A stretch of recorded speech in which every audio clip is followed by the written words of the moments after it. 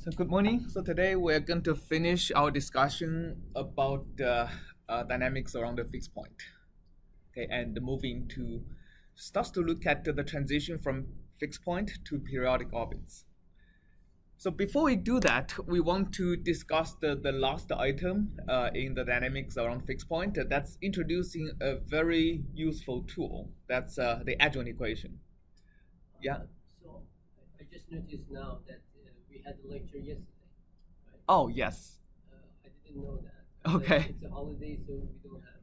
So is it recorded? It is recorded and it's uploaded earlier today onto YouTube. So I'll post the link on Canvas pretty soon. All right. Yeah. Yeah. So yesterday we discussed basically the proof of our algorithm for computing two eigenvalues and the error analysis, as well as the trade-off between round-off error and the truncation error, and what are the ways to improve on the round-off error and the truncation error. Right. So basically today we are going to introduce another tool that gives us a very useful way of computing matrix vector product, right? Where the matrix is the Jacobi. So think about what we have done, right? So if we have a differential equation, du dt equal to f of u. So yesterday we have introduced a really several different methods for approximating the matrix, for basically approximating the matrix vector product df du times a vector v, right? So one of the ways we have done is since the very beginning, we have been using the approximation f of u, not f of u, but f of u plus an epsilon, a very small number, times v, minus f of u divided by epsilon, right? That's a good approximation for this df du times v when epsilon is neither too small nor too large, right? So one of the key things we looked at yesterday is when epsilon is too large, we suffer from truncation errors because the Taylor series expansion of the difference now involves significant second order terms, etc. And to remove some of the truncation error, we can also use a higher order different scheme. So for example, u plus epsilon times v minus f of u minus epsilon times v, now divided by 2 epsilon. That's a even better approximation, right? Especially when the truncation error is large. We have also introduced a way to remove some of the round-off errors. That is basically use an imaginary epsilon instead of a real epsilon, a small imaginary epsilon.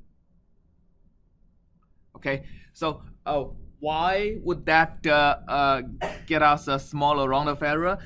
We didn't really discuss in detail yesterday, but let me just give you a simple example. Okay, so if we're using, let's imagine the simplest case when f of u is just equal to u, right? In reality, a lot of slightly more complex calculations can also follow the same logic. So if epsilon is, let's say, 10 to the minus 30, for example, right? Then the u plus epsilon times v is basically equal to u up to basically at numerical precision.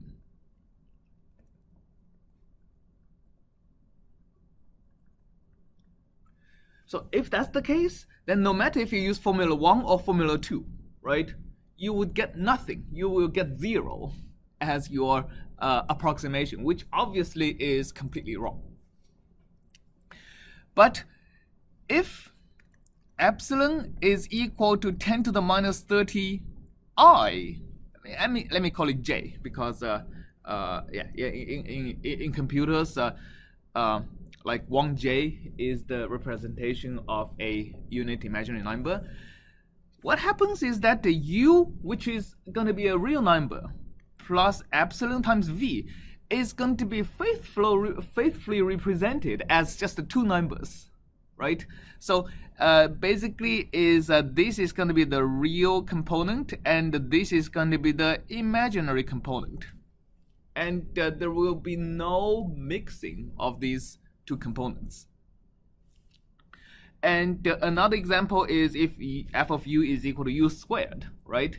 And what happens is that u plus epsilon v squared, again, is just equal to u squared, because this operation already just loses all the additional small number, because that's just too small compared to u, right?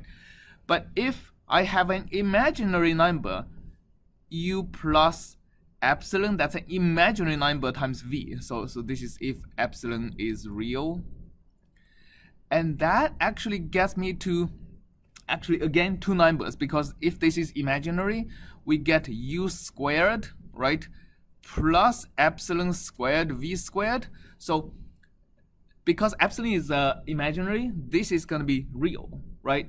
But because if even epsilon is too small compared to u, right, then epsilon squared is, of course, even smaller. So this would just be exactly equal to u squared in a computer representation. But in addition, the imaginary component is 2 epsilon times uv, right? This part is represented by itself without mixing with the real component in a computer. And this is actually exactly the right derivative. All right, so basically, simple calculations like multiplication, addition, and even a lot of, so any operation that is differentiable with complex numbers, you can show that it works well using this scheme. All right. Okay, so today, so most of these operations are used to compute what we call the right-hand side vector product, the matrix df/du times a vector. But in some operations, in some analysis, we'll see later on, it is going to be very useful for computing a different type of matrix vector product, that is a row vector times df/du. Right? How do we do calculations like that? So this is what we are going to be focused on for the first part of this lecture, is the adjoint equation and the backpropagation. This is used to calculate this kind of a matrices, a matrix vector product, a vector multiplied on the left-hand side of the Jacobian matrix. Okay. Right. So the adjoint equation actually, now with the rise of machine learning, is also now called the backpropagation. It's essentially a way of tracing through the operations the computer does, but not forward, but backwards, right? So let me just give you a simple example. Okay, so if I have a series of matrix vector products, okay, so if my end product, let's call it J, the quantity of interest, is equal to a matrix. So let's actually start from the beginning to the end. So let me have an initial condition U0 is the initial condition. Okay, I have U1 equal to matrix A1 times U0, and U2 equal to matrix A2 times U1, etc. At the end, I have UN equal to AN times UN minus 1. And then my final quantity I'm interested in is equal to, let's say, C transpose times UN. So J is a single number. Okay, So what if I want to compute the derivative? Okay, so of course you can combine all these operations into a single one, right? So you can combine all these single operations into if combined J is going to be equal to C transpose times AN minus 1, etc., times all the way to A1 times U0, right? So the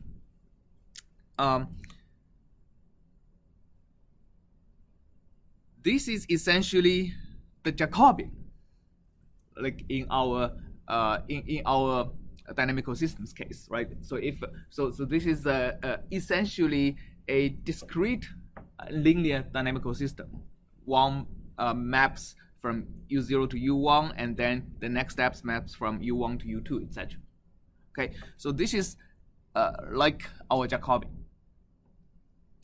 So if you want to compute the derivative of J with respect to U0, if we're using our forward approach, the approach of perturbations, no matter perturbing in the real numbers or imaginary numbers, you have to perturb each component of U0 and go through the series of calculations to compute what is the resulting perturbation in J. And that gives you one number, the derivative of J with respect to one of the components of U0. And if U is a high dimensional vector, then you have to do this perturbation many times to compute the derivative of J with respect to all the components. So this repetition of perturbations is what is avoided by the adjoint method. So the adjoint method essentially tries to compute this in a single run. So this is what's computed by the adjoint method.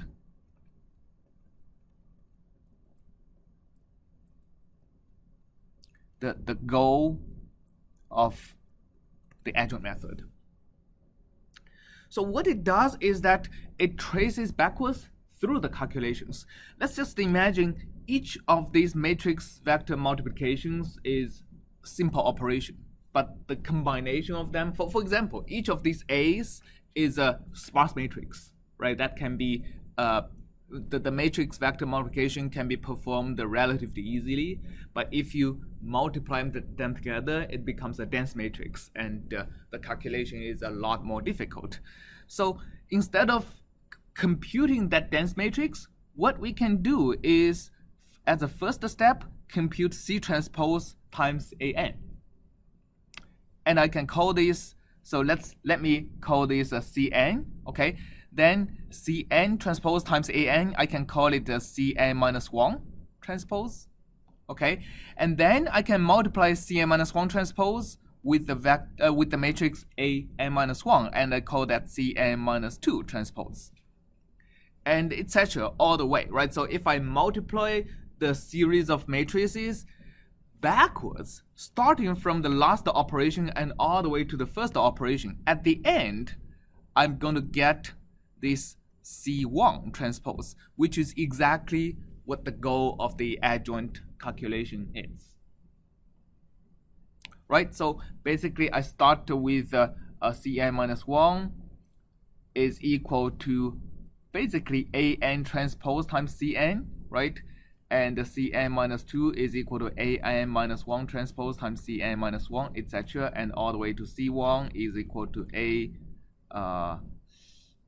actually this ends up to be C0, right? This is C0. And C0 is equal to A1 transpose times C1, and that's the goal.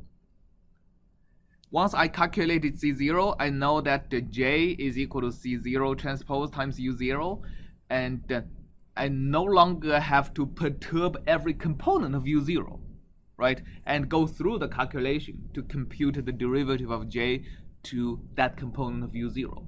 The entire derivative, the entire gradient of J with respect to every component of U0 is now encoded in this C0. So this kind of procedure, right, is actually embedded in pretty much a lot of the machine learning code for computing gradients, right? So because instead of initial condition, the machine learning code has a lot of the machine learning models has a lot of weights in the intermediary of all these calculations, and the derivative of the loss, which is like the j over here with respect to all the weights, is computed in exactly this manner. All right.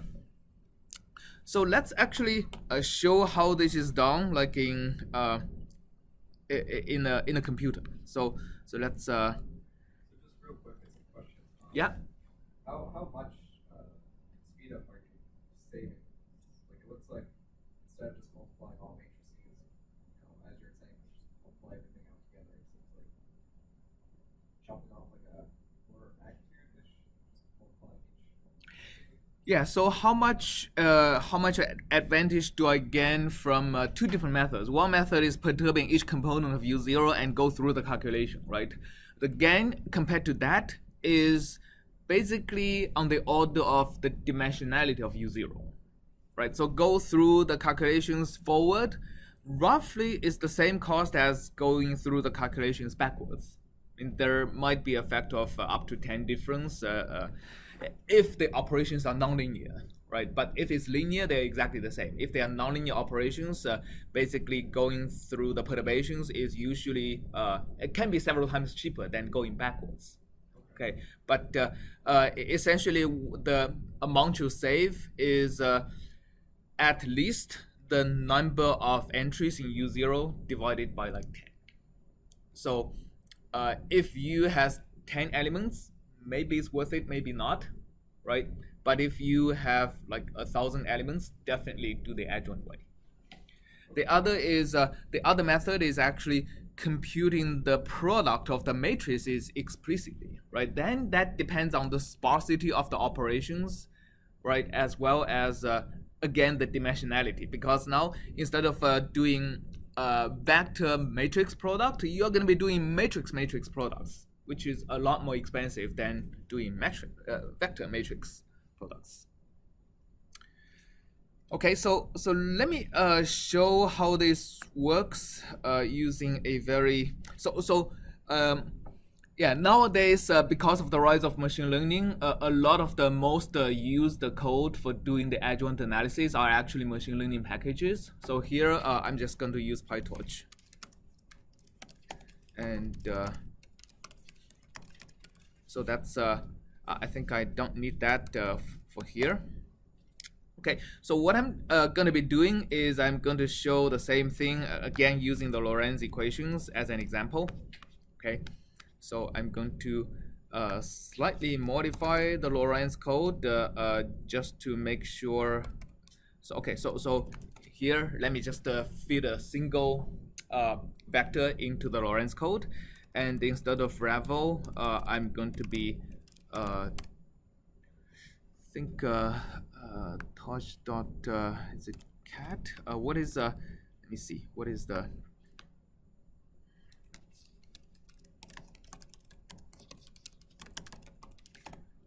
concatenate actually cat actually has to assume the vectors are already already multiple dimensional.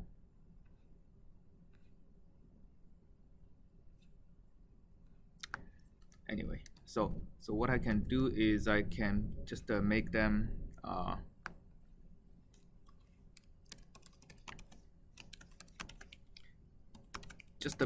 one-dimensional tensor, because otherwise they are going to be zero-dimensional tensors and the cat wouldn't work. Okay, or I can just do the same thing as before. I'm going to reshape them into a one-dimensional tensor. All right, so now I concatenate them into a longer one-dimensional tensor. So that's basically there is a bunch of syntactic differences between NumPy and the PyTorch, like we have to deal with if we want to use PyTorch for the adjoint method. Okay, so now I'm going to construct a initial tensor. Let me just make it 0, 0, 0, and So the key thing is that if we want to compute the gradient with respect to the initial condition, we need to say requires gradient is equal to true. Okay, and the du dt would be equal to Lorentz u0. So that actually computes a du dt as another PyTorch tensor. Finally, we want to say that J is equal to either a single component or let's say just the dot product du dt with our C, right? So so let's say if the objective function is just the sum of the three du dt components, then we're going to be dotting it with 1, 1, 1. Okay, so let's say if we print what J is,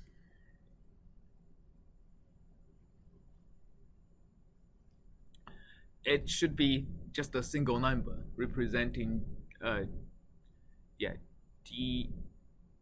dt plus dy dt plus dz dt.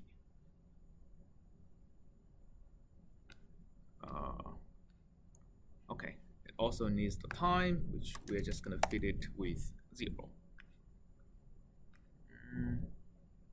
U is equal to array. Okay, that needs to be removed. Okay, so because I fed the xyz to be all zeros, of course J is going to be 0, right? But it turns out that J actually contains more information than just the number 0. It actually contains the what's called the computational graph, which is really the procedure, right? All the steps it used to compute J from the initial tensor that requires the gradient.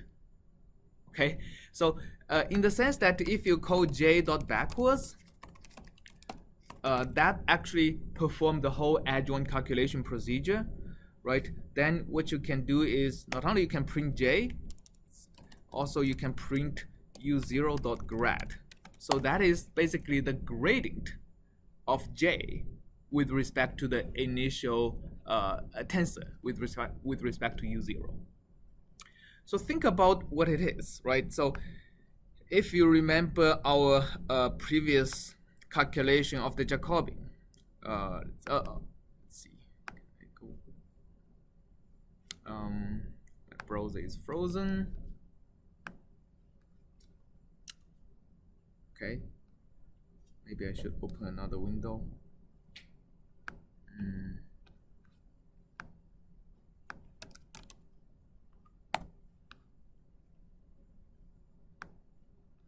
Okay, so it works now. If we go back to our previous calculation of what the Jacobian is at the point 0, actually let's just rerun one of these. Let's see where we are.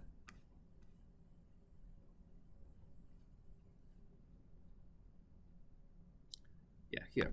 So let's actually print what J is. Let me see if the row is the same.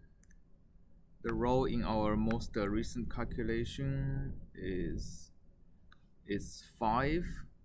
Anyway, so let's actually also add another code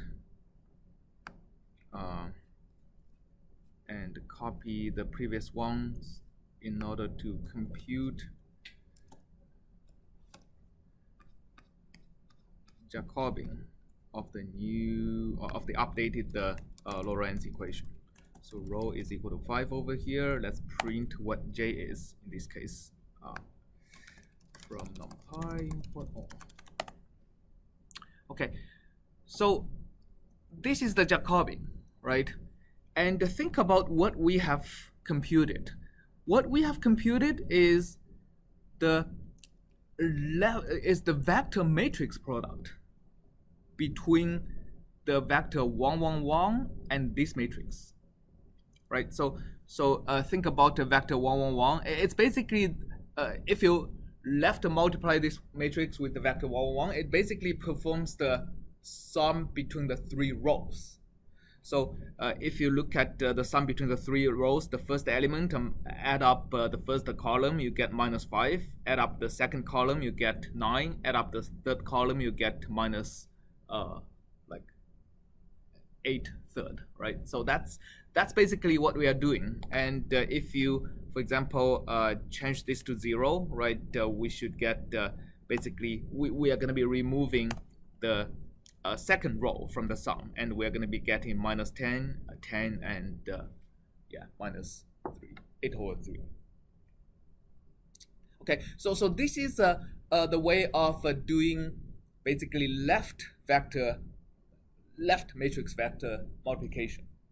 Okay, and so here we are doing the vector matrix product of the Jacobian of a map from U to du dt.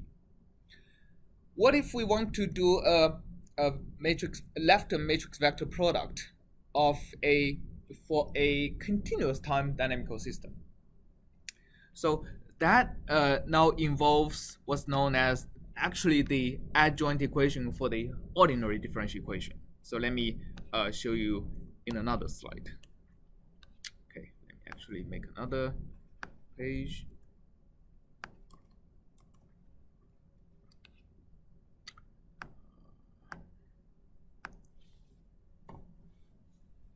So what if we have a differential equation du dt equal to f of u with an initial condition u0 equal to, let's say, just the u0.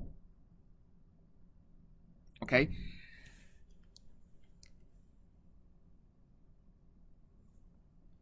Let's say our objective function j is a certain function of u at time t. Now my question is, what is the derivative of j with respect to the initial condition u0? Again, we can do it with the method we discussed yesterday, right? We can perturb the initial condition u0 by one component by one component, right? Either in one direction or like using an imaginary perturbation. And then for every perturbation, we compute what is how the resulting j is different from the unperturbed initial condition. So that gives us the derivative of j with respect to one component in u0.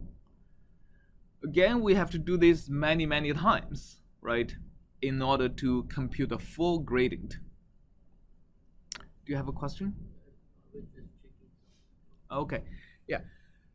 So is there a way that we can compute this derivative through the same kind of a backpropagation? Well, yes. There are two ways to look at the adjoint procedure for going through the ODE. One is called the discrete adjoint methodology. So that is the method of integrating this ODE from time 0 to time t, of course, is just a series of numerical procedures, right? So we are splitting the whole time domain into a large number of small time steps. And every small time step is analogous to our matrix vector multiplication in the previous slide, right? For example, if you use forward Euler, it's pretty clear. Every step, if you linearize it, is just a matrix vector product, right? And we can use exactly the same adjoint backward propagation as shown in the last slide to go through the steps. Well, if the method is implicit, it's a little bit more complicated. Every step of the adjoint procedure, you have to also invert a matrix, but it can be done. There is another way of looking at the adjoint procedure that's even more interesting. That's actually looking at it in the continuous way. Okay, so how do we do that? The way to look at the adjoint equation in a continuous way is to first derive the tangent equation. So if we perturb u0, so if u0 is not just the u0, but u0 plus an epsilon times v, let's say v0, okay? then what happens is that du dt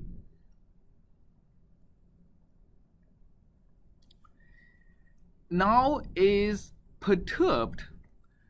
Let's denote u as the solution with the original initial condition, right? Then du dt is going to be perturbed to du plus epsilon v dt, right? So basically, u is going to be perturbed to u. So u at any time t is going to be perturbed to u t plus epsilon times v, which is also going to be a function of t. Okay, so let's actually change the notation a little bit to the final time. Let's actually denote it as a capital T as opposed to small t. And this small t is going to be used to denote the time from 0 to capital T. Yeah. So we are considering finding the sensitivity of object with respect to initial condition in time. Yes, we're going to be looking at the derivative of the objective function, which is defined at a later time with respect to the initial condition, which is earlier in time. Yeah, but we want to know in future what impact it has on the system. Yes. I want to know how does the initial condition perturbation would lead to the objective function to change in the future, right? Okay. So now if du dt is perturbed to this, f of u is going to be perturbed to f of u plus epsilon times v, which is when epsilon is infinitesimally small, is equal to f of u plus epsilon times df du times v, right? And because we are assuming the perturbed system also satisfies the same differential equation, they are just using a different initial condition, right? So this has to be equal to each other. Not only du dt equal to f of u, but also du plus epsilon v dt is equal to f of u plus epsilon v. So by equating them, what we get is du dt plus epsilon times dv dt is going to be equal to f of u plus epsilon times df over du times v. Okay, first of all, we can cancel the first two terms, right? Because they are already equal in the unperturbed system. Then we can divide both sides by epsilon. What we get is really just the tangent equation. That's the dv dt equal to df du times v. Or another way to write it is that dv dt minus df du times v is equal to 0. And this is equal to 0 not just for one time instance, but for any t, right, between 0 and capital T. Because this is equal to 0 for all t, we can multiply this thing by any function w of t and integrate over dt from 0 to t. That still has to be 0, right? So this is for any function wt, right?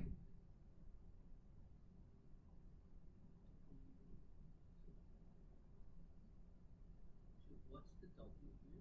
The w here is any function. So basically, if the parenthesis is equal to 0 for any t, right, then if you multiply a function that's always equal to 0 with any other function and integrate, it still has to be 0. So it's a scalar at the end, right? Or is it going to be a vector? Oh, w of t, yes, let's make it a vector. So let's actually make it transpose times this so that it's also a vector. Yeah, thanks. Yeah, because if the equation, a vector equation is equal to 0, then it multiplied with any vector, right, dot product with any vector function, wt, you're going to get 0. Now, I'm going to do some algebra to this equation. And what is the goal of the algebra? The goal of the algebra is to actually derive something similar to what we got over here, right? Is is to basically represent the objective function, or rather the perturbation in the objective function, as something times v, which is the perturbation in the initial condition. Right? The goal is basically saying that the change in j, right, which is equal to j of u t plus epsilon vt minus j of ut, right, which is equal to dj du times v, epsilon times dj du times v. I want to represent this, which is times v capital T. I want to, instead of representing delta j as a linear function of v at delta t, I want to represent delta j as a linear function of v at 0 through manipulating this equation. Okay, let's see how that can be done. It can be done because, first of all, I can perform so-called the integration by parts on the first term. Okay, integration by parts on the first term is going to give me a minus sign v transpose times dw dt. It's also going to give me a boundary term, that is w transpose times v at 0 and t. So this is a shorthand for, this is shorthand for w transpose t vt minus w transpose 0 times v at 0. Okay, so this is a shorthand for that. Okay, so that's basically what integration by parts is, right? Are you guys familiar with integration by parts? Right, so basically, if you forget it, you can always derive it by taking the derivative of v dot with w, right? Just try and roll, you're gonna get two terms, and yeah, the two terms, one is the original one is this, and also integrating w times t, you're gonna just get a boundary term, right? W times t at t minus w times t at 0. Okay, so this is the first component of the transformation. The second component is just this, but I'm going to write it in a slightly different way. I'm going to transpose the entire thing, right? Because w transpose times this is a scalar, right? The transpose of a scalar is itself. So transposing the whole thing, I get v transpose, I get the df du transposed, and I get w. This thing times dt. That has to be equal to 0. Okay, again, this is true for any wt, right? So no matter what wt, I have the flexibility of specifying any wt, and this equality, it's still going to be true. Well, if I have the flexibility to specify any wt, then I have the flexibility to specify a wt that satisfies a differential equation to make this entire thing equal to 0, right? So I can drop the whole integral term. Agreed?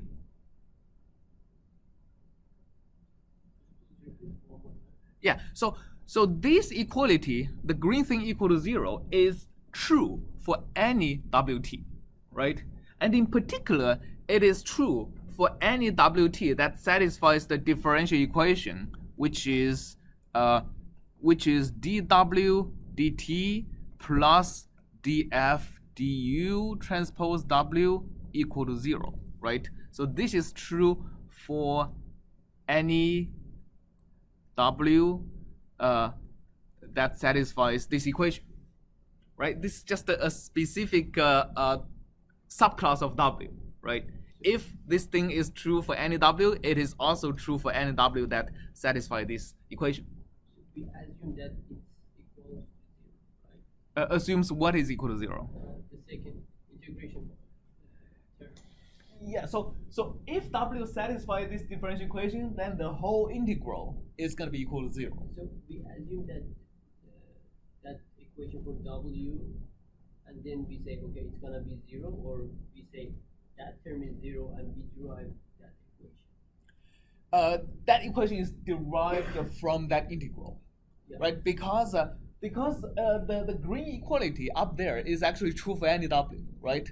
So I have the flexibility of choosing any w, Yeah. and the green thing is still true. So I want to choose the w that's as convenient as possible for my goal. And in this case, what is convenient is a w that makes the whole integral equal to 0. Yeah. But how about the first term? Okay, how about the first term? Okay, so that's good. The first term, before we go to the first term, I want to ask you, is the w that satisfies the differential equation unique or not? Is there a w, is there the w that satisfies this differential equation?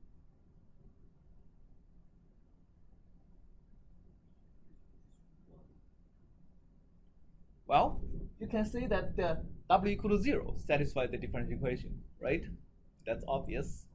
But are there any other w that satisfies the differential equation? Yeah, there is, because I only specify the differential equation without specifying any initial condition, right? So for a linear differential equation like that, if I give you an initial condition, I should get the solution, right? If I give you another initial condition, I should get another equation. So there should be infinitely many w's that satisfies this differential equation. Okay, and that infinitely many w's allows me to not only make the second term equal to 0, but also would allow me to make the first term whatever I want. Okay, and in particular, if you look at delta j, right? Delta j is a linear function of v at t. So how about I set the first term just to delta j by asking that if my wt is equal to epsilon times dj du, right? Usually dj du is a row vector, right? Because it needs to be multiplied with v. So I'm going to transpose it. Then the first term, basically this is, instead of setting an initial condition for this differential equation, I'm setting a terminal condition, right? It's the same. I can solve the differential equation backwards by basically doing a change of variable, let's say tau equal to minus t, right? I can solve the differential equation backwards. And then specifying a terminal condition plus the differential equation is going to give me a unique solution, right? If the differential equation is well posed, it is going to give me a unique solution such that because this integral is 0, it is giving me a unique solution that tells me that delta j, which is the first term, minus w transpose 0 v0 is equal to 0, right? Because the integral is equal to 0. Right? So my delta j through this manipulation is now represented as a linear function of v0, which is exactly what we want. The only thing we need is w0, which is going to be solved through this adjoint equation. So this is the adjoint equation.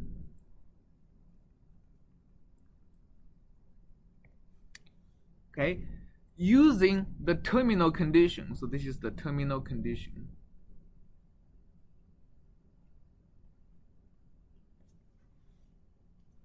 We start from w at time big T, solve the adjoint equation backwards in time until we reach the solution w at 0. And that is the gradient of j with respect to v0. Okay, does it make sense? Question first is that w at time 0 and time t.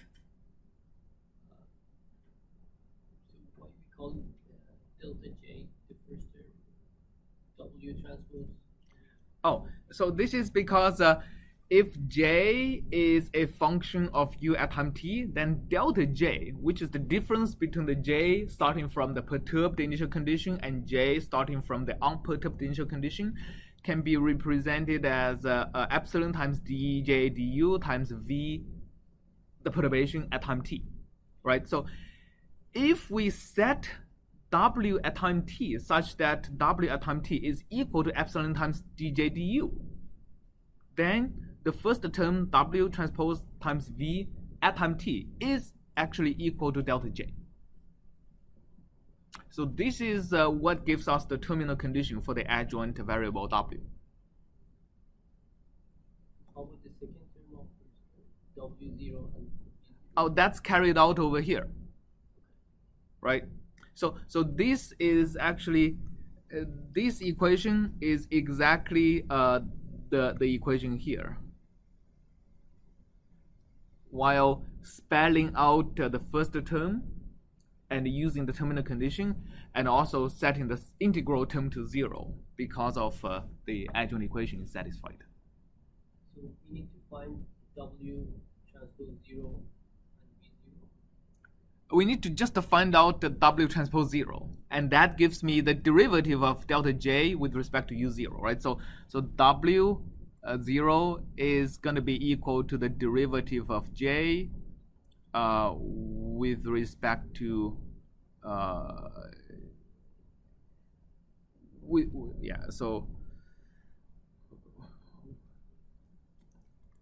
I think we need to divide by epsilon actually. So right, so because I'm perturbing u by epsilon times v, right? So this is so this is with respect to v, which is equal to 1 over epsilon times delta j delta u, right?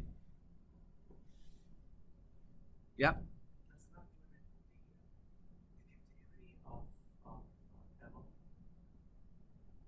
Does that limit the continuity of w?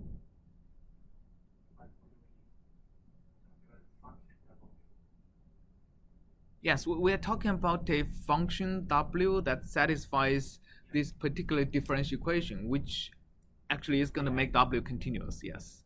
Yeah, but could be like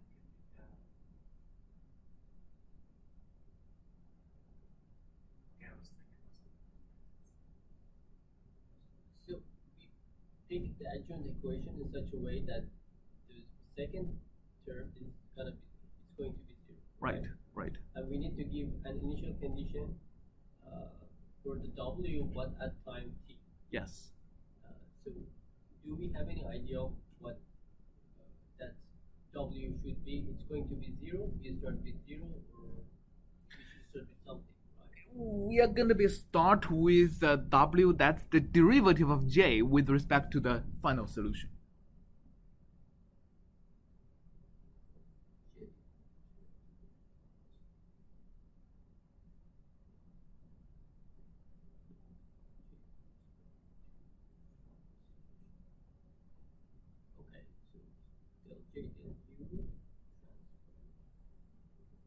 Yeah. But do we have access to that? Yeah, that information actually is contained in the form of j, right? So no matter what j is, you can compute the derivative of j to the final solution relatively easily, right?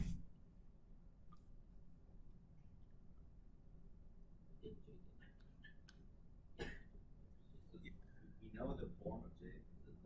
Yeah, the assumption is that the j is explicitly dependent on the solution at the final time t, right? So if it's an explicit function of ut, then we know the form of j and its derivative.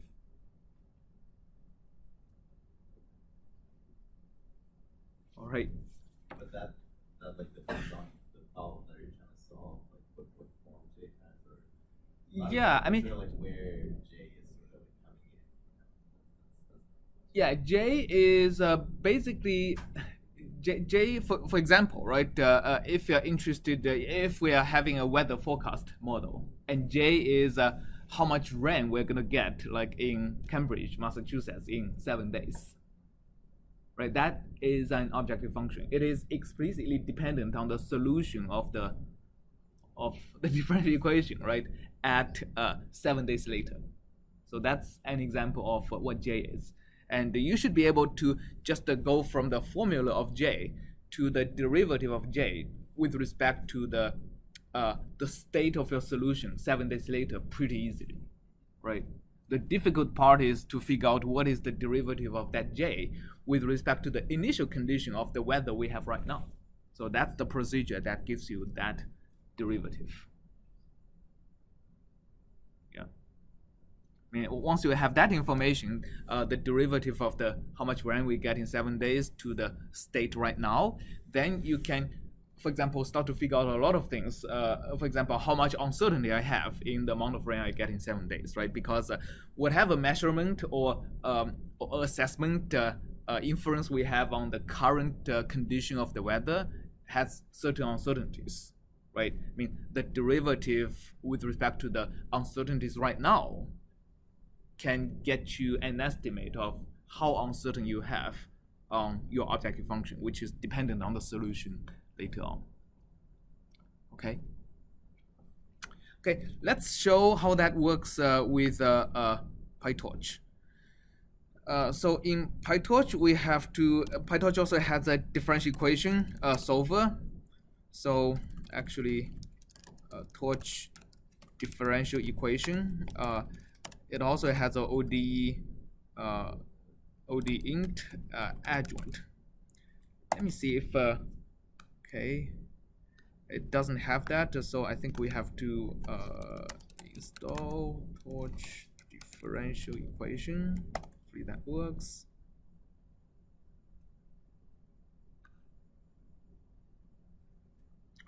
Okay, that works.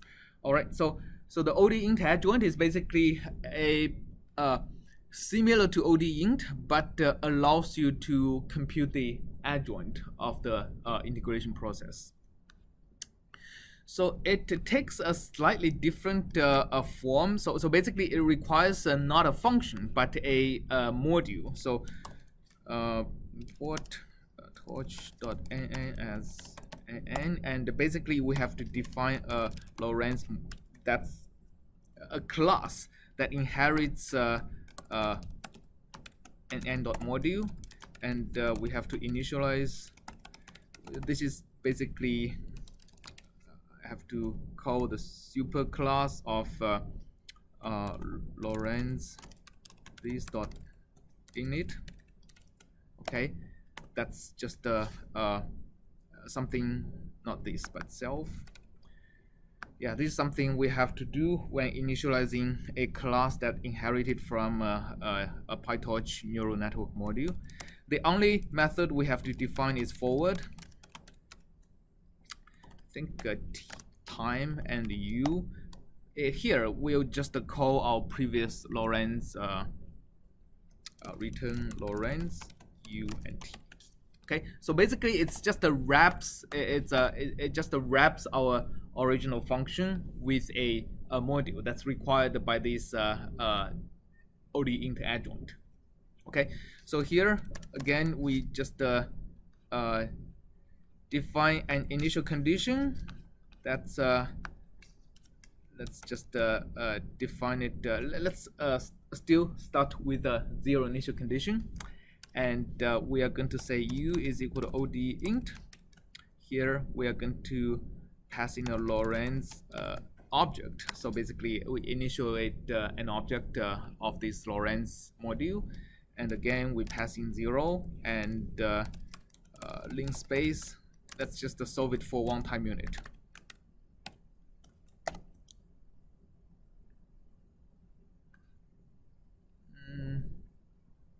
Oh, it should be a class, not a function.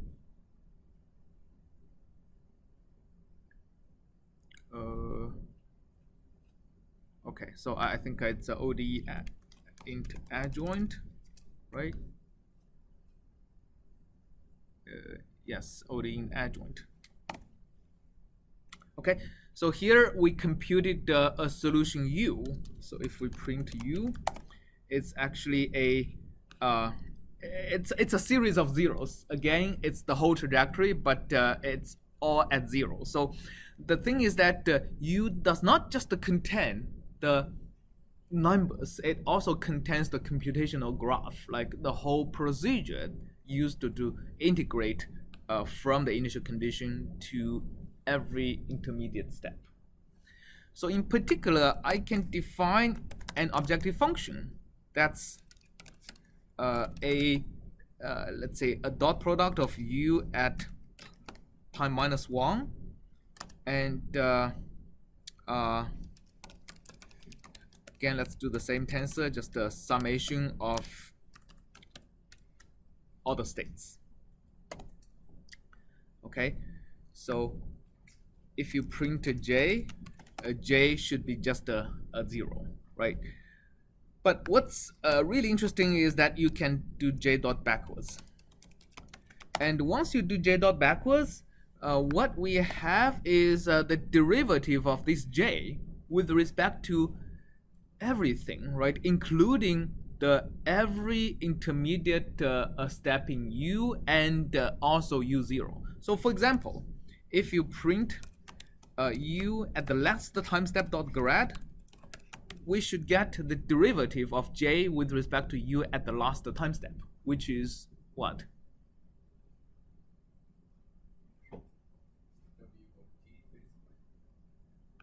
So what is J? J is the dot product of the U at the last time step times the vector 1, 1, 1, right? So it's basically the sum of all three components at the last time step. Now, what is the derivative of the sum of the components at the last time step to the three components at the last time step?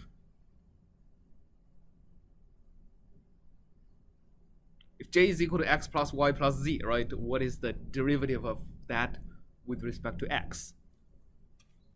1, right? And the derivative of a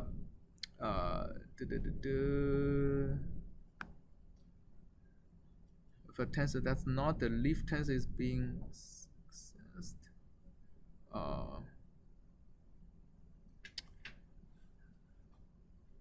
Okay. Use retain grad. Okay, so I probably have to U dot retain grad and then do that.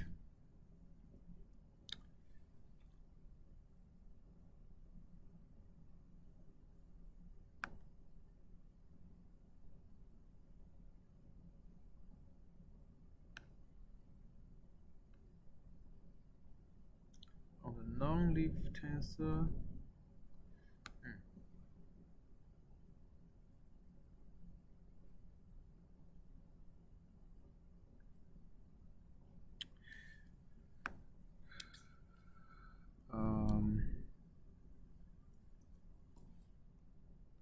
So can I just print U dot grad?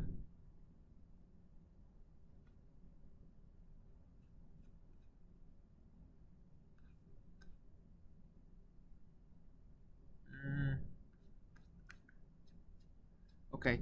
Anyway, so what should work is U0 dot grad, because U0 is the is the initial number that 1 second.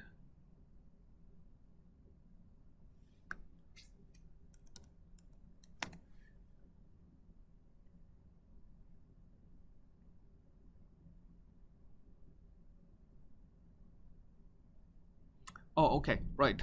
So basically, this is the derivative of J with respect to the initial solution.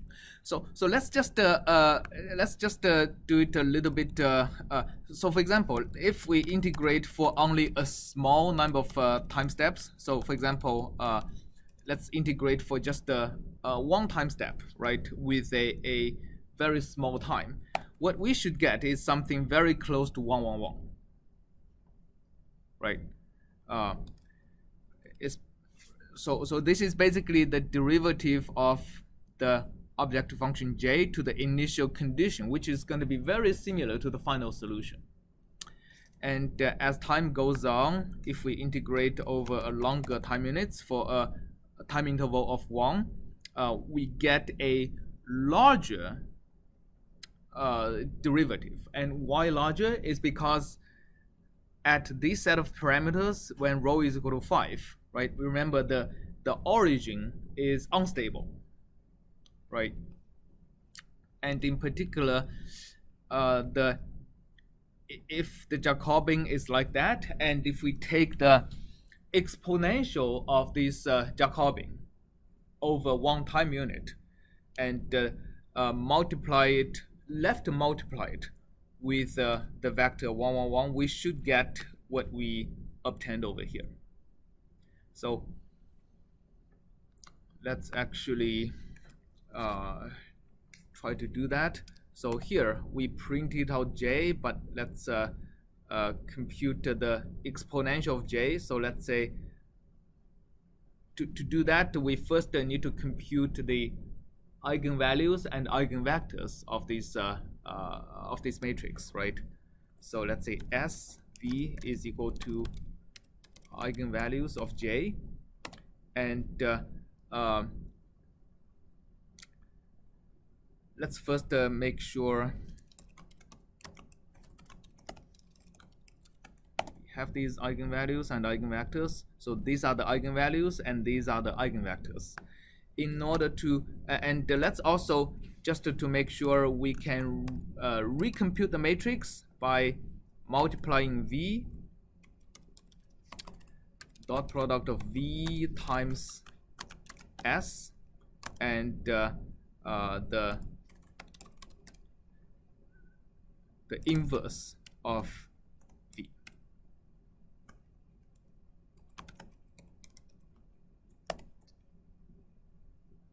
So we do get the same matrix. Now if we do the exponential of S, we should be basically getting the exponential of that vector, right? Okay, so let's actually call that the matrix exp exponential of V is equal to that. And the particular, let's compute the row sum, the sum of the exponential matrix in the 0th dimension, which is the row sum of the exponential V. This is what we get, right? 9.45, 24, and 0.069. So this is basically the same thing as what we get through the adjoint method. So essentially, what we have obtained is the left vector matrix product, right, of this vector with the exponential of our Jacobian matrix. All right. Make sense of what we're doing over here? Would you actually go back to your calculated question? Yeah. So, yeah, that last point, it doesn't exactly make sense. So, I mean, we have delta J, and then we can also obtain W of 0. So that also obtain V of 0. Is that the point of it? Which part are you referring to? That It's part? just the second to last. The second to Yeah, last yeah. line. Okay. Yeah, I'm Are we also calculating thinking- V0 from that? Is that the point of it? The point of that is actually this is true for any V0. Right? So this is true only for a specific type of W that satisfies both this equation and this this terminal condition. But we have not made any assumption of what V is to be. Right? So essentially, we have this long equation, right? This long equation is true for any WT and any V that satisfies the tangent equation. So as we go to here, we made the additional assumption on W, that W satisfies the adjoint equation and the terminal condition. But V can still be anything that satisfies the tangent equation. which means V0 can be anything. We can put it at 0, right? Yeah, V0 can be 0, right? So if V0 is 0, the delta J should also be 0, right? But that delta J is not for the initial condition, it's for the T, right? Delta J explicitly depend on V at time big T, right? So that's what we want to find. This calculation. Yeah, this calculation aims for the derivative of delta J with respect to V. It's how the initial condition would change the objective function. So it's a del J over del U or del Yes. It's both, right? I mean, they are offset by a factor of epsilon. Okay. So we want to find, the main objective is to find delta J. Is to find how delta J is influenced by U0 or V0. So I mean, in the last thing, we have delta J. Then do we need any extra calculation? We have delta J, right? Yeah, we have delta J represented as W0 transpose times V0, right? So that gives us the derivative, right? That represents delta J as a linear function of V0. Yeah. So And the linear coefficients is what we want. we find W0 Yes. using the adjoint. Yes. So how we find V0? We don't need to find V0. I mean, what we want is the linear coefficient of how V0 influences delta J. Right? These linear coefficients is going to be applied to any V0, right? No matter what V0 is, we know once we have the linear coefficients, if you give me a different V0, I'm going to give you a different delta J, right? It's as easy as that. So this is not specific to any particular V0, but this is true for any V0. But V0 is not U0, right? V0 is not U0, but it is the amount of perturbation. I mean, V0 times epsilon is the amount of perturbation on U0.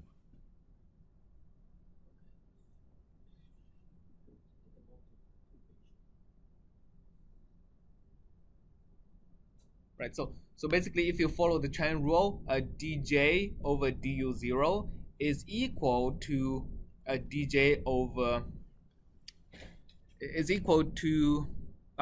so dj over dv0 is equal to dj over du0 times du0 over dv0, which is epsilon. Right, so there is a factor of epsilon difference in the derivative of J with respect to U0 versus V0. Oh, maybe I think I should write it as U0, right? So that is equal to okay. So basically, delta J over delta V0 is equal to delta J over delta U0 times delta U0 over delta V0, which is epsilon, right? This is epsilon. So essentially, that's why we derived the delta J over delta V0. We divide that by epsilon to get delta J, delta U0.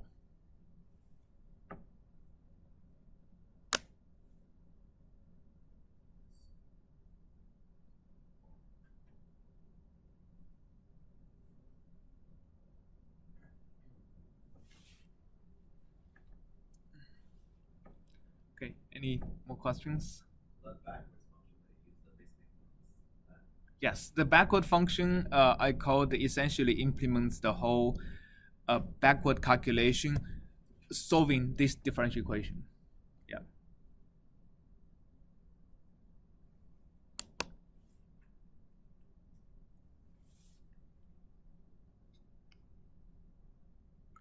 Okay.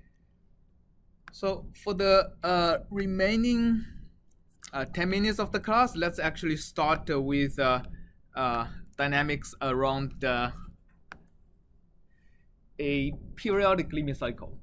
So previously in the first two classes, we introduced the example of vortex shedding over a island, right?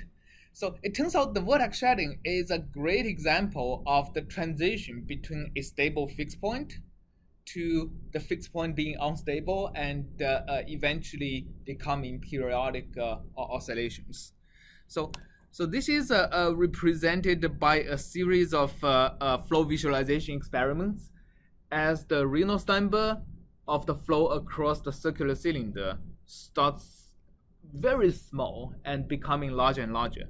So this is a visualization of the flow over a circular cylinder at Reynolds number very, very low. So this is essentially what's called the Stokes flow, right? When viscosity dominates and the flow is almost symmetric from left to right. So when the Reynolds number increases, I don't know why it's flipped over, the wake becomes the left and right symmetry breaks, and you start to have what's known as a wake of the cylinder. Okay, and as the Reynolds number grows to 24, the wake also extends backward, so you get more and more of a wake region. And this becomes interesting at the Reynolds number around 40. The wake develops obvious asymmetry. So it turns out if you look at the Navier-Stokes equation and do a stability analysis, like what we have done in lecture, computing the most unstable or least stable eigenvalue, it turns out that the eigenvalue in this case is still slightly negative. But it is so close to zero at this point that, I mean, what happens when you have an eigenvalue of a system very close to zero?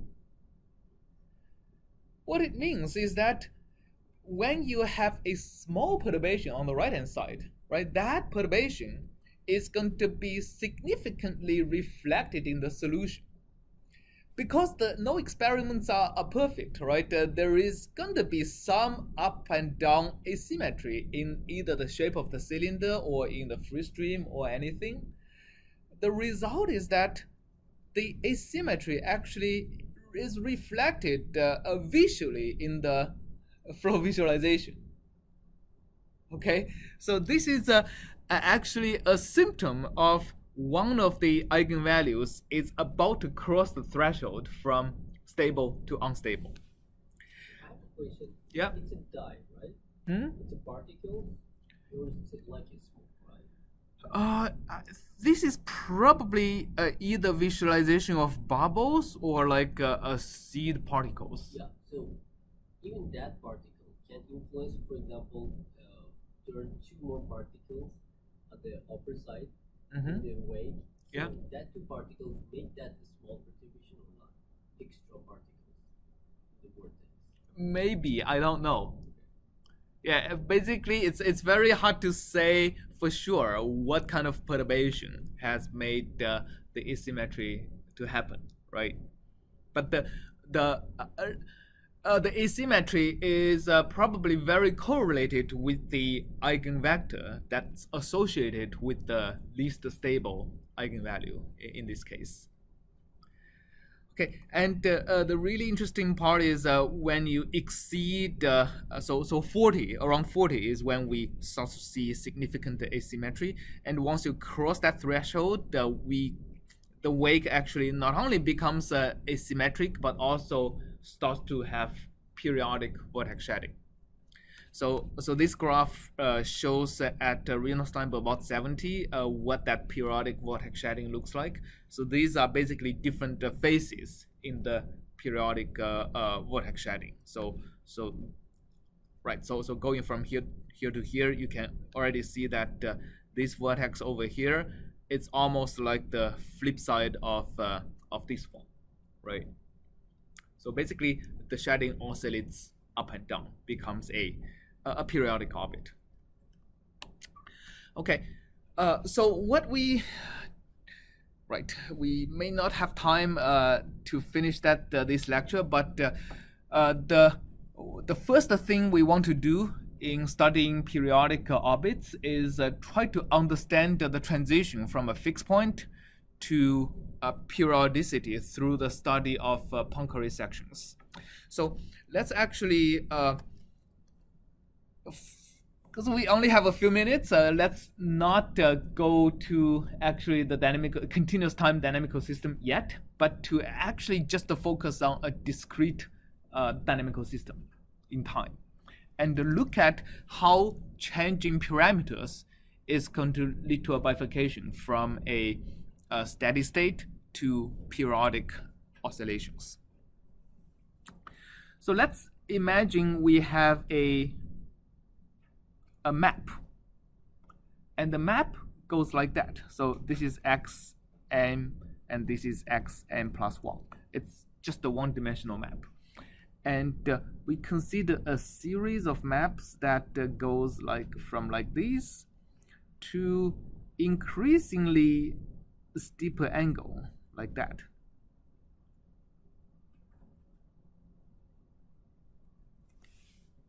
Okay, so let's first imagine what happens on the shallowest map.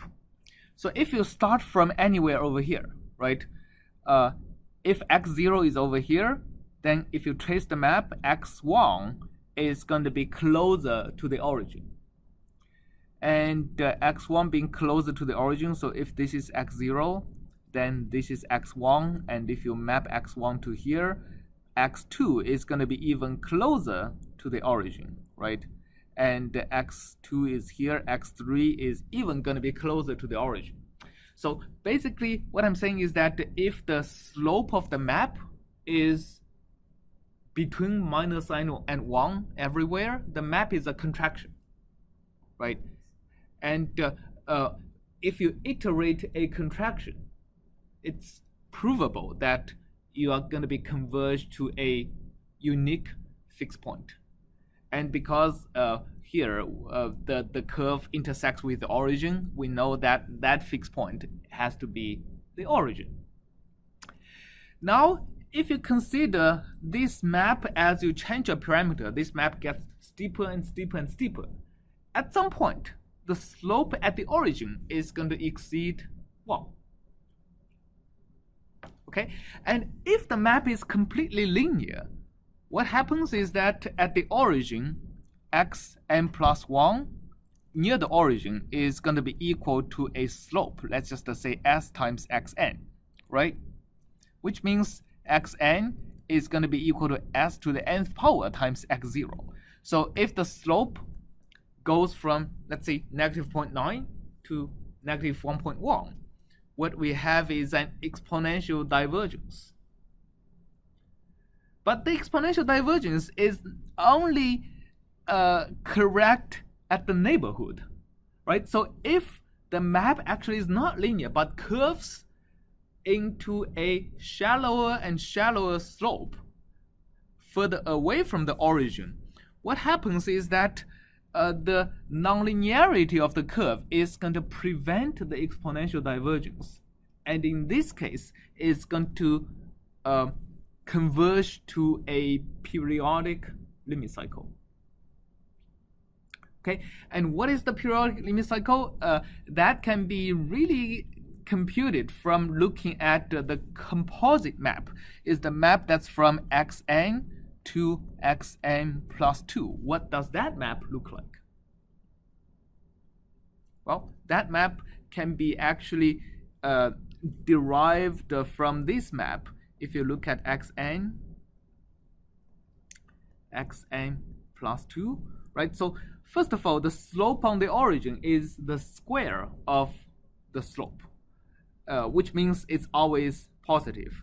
So for the shallower map, the composite is even going to be shallower, right?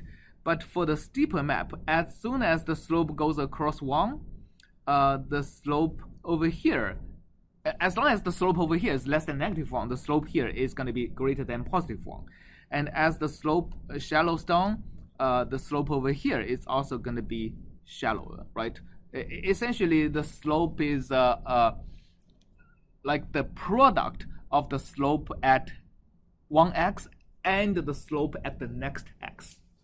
What I miss, why we need to consider the mapping on n plus 2? Yeah, that's because the periodic oscillation here is a period 2 oscillation. If we have a period 2 oscillation, that means looking at the map from n to n plus 2, the periodic oscillation becomes a fixed point. Right? Imagine like if we have an oscillation from one point to another point and back to the same point. Then if you look at the composite of the map with itself, that means that composite is going to map from the same point to the same point. So the cycle is just one. Yes, the cycle is. Change like n plus something. In this case, it cannot, right? In this case, it always. I'm giving an example here that we're going to look at the Poincare section of the Van der Pol oscillator. That's exactly like that, right? That's going to have a period 2 oscillation for the Poincare section. Okay, so in this case, once the composite map looks like this, again, you can intersect this composite map with the 45-degree line, and you get these 2 points. These 2 points are exactly what the oscillation is, jumping from one point to another point. Each point has an intersection angle less than 45 degrees, means this is a stable point on the composite map, right? Okay, so essentially what happens is a bifurcation from the single fixed point to the double point, that if the slope of the original map is negative, it's going to form a periodic oscillation. Okay, so we'll come next Monday and actually start from a continuous dynamical system and use the Poincare section to look at the transition from a single fixed point to a actually periodic cycle, a continuous periodic loop that's stable in the 2-dimensional plane. All right, okay, see you next Monday.